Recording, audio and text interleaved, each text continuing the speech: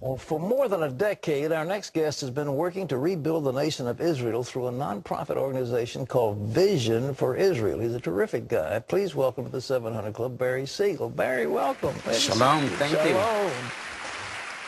What's the deal in Israel? You don't think of Israelis as being poor. They're supposed to be rich. They're Jews. They're great money people. Are they poor people in Israel? Well, yes, unfortunately, there are many poor people in Israel.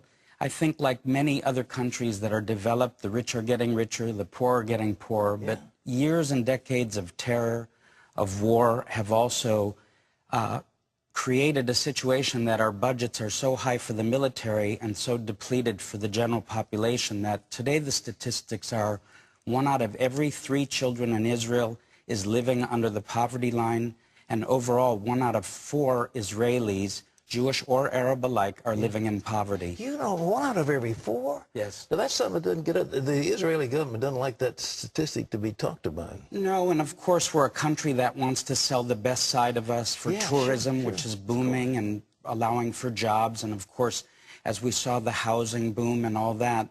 But that's the other side of it, and I think, you know, the words of Jesus, who we call in Hebrew Yeshua, the poor will be with you always. We have an increasing amount and number of poor to take care of in many varied ways. You know, the military budget is, you know, just draining the resources of that country because they have to stay on the alert all the time.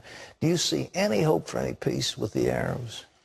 Well, honestly, I think we're fighting against a jihadist ideology that in its core beliefs, with groups such as Hamas and Hezbollah and other groups, Islamic Jihad, they're all committed to the destruction of Israel. So how do you have a final peace accord or settlement when these groups, in fact, are infiltrating within the Palestinian population, seeking to overthrow them?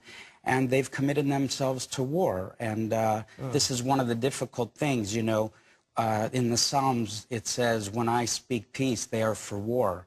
And so even during the war in Gaza, I mean, we were busy running van loads of aid down to Sderot that was getting bombarded with Qassam rockets and missiles and mortars, and Ashkelon and Beersheba. Even the rockets technology is now extending their reach much farther, and it's affecting the population. How many people are you helping? And are they Arabs, Jews, Christians? Well, we help pretty much according to the demographics in Israel, which is predominantly 80% Jewish, 19% Arab. That's probably the way our distribution and giving is. We don't differentiate between Jews and Arabs. God is a big God. He can provide for all. And I think, you know, the character of Jesus in our lives need to show a reflection of God's love. So if there's a bona fide need, we want to help and we want to give and we want to distribute as much as we can. So far we've helped about 350,000 individual Israelis and sent 147,000 school children back to school with a brand new school pack and supplies. You getting response from Israel for donations, or you come from the States, or who's helping you? I'd say just the average ma and pa that's watching today, and people out there globally just sending anywhere, you know, from a small to a larger donation. That's really how we've been able to manage. Do the Arabs receive this? I mean, when they come in, are they friendly? Are they just hostile? Or how's it work? Well, it's quite amazing. I would say 50% of the recipients of our aid will ask the question naturally from themselves, who's giving you the aid? Who's helping you? And we always tell them that Christians who love Israel and want to bless Israel are providing the aid. And believe it or not, many Israelis, Jews and Arabs alike, because don't forget we have many Arab citizens as well, they get tears in their eyes. They're just touched. Why would people do this? You know, they live over in America. They have enough of their own problems. Barry, how can people help you? What's the name of your organization, and how do they get in touch with you? Well, it's called Vision for Israel, and they can connect to our website, visionforisrael.com, or go to the CBN website and connect with the link.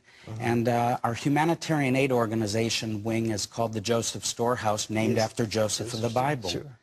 Well, you're doing a tremendous work. We've been thrilled at CBN to help these terrific things. But Vision for Israel, you can get it on the website, and that's a good organization. So, Barry, thank you so much for being here. And it's so good to see you, and thank you so much years ago for joining us for one of our events. Well, it's a joy for me.